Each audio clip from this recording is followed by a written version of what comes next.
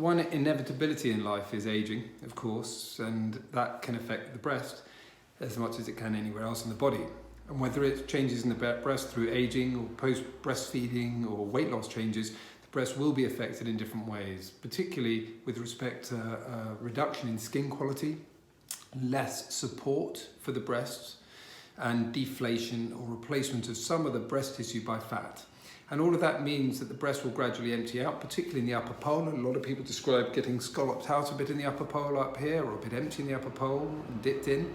The nipple may droop, the breast may droop, and all of these factors will have a bearing on deciding what sort of breast operation might help to restore the breast to how you might want it to be.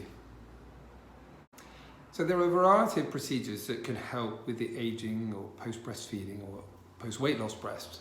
And inevitably these normally revolve around a type of breast lift or mastopexy with or without a breast implant.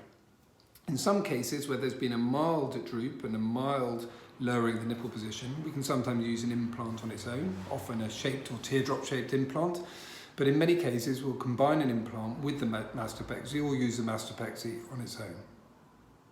As an implanted breast ages or after weight loss or breastfeeding, a number of things might happen.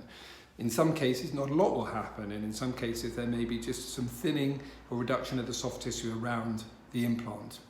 In other cases, the tissues will start to relax and hang down, the waterfall effect. In some cases, the nipple will start to droop, and in other cases there could be effects of the implant over time as well, particularly after breastfeeding, such as capsular contracture, such as the implant migrating slightly high, or even in some cases the implant rupturing. And all of these might need to be addressed or corrected with further operation sometime down the line.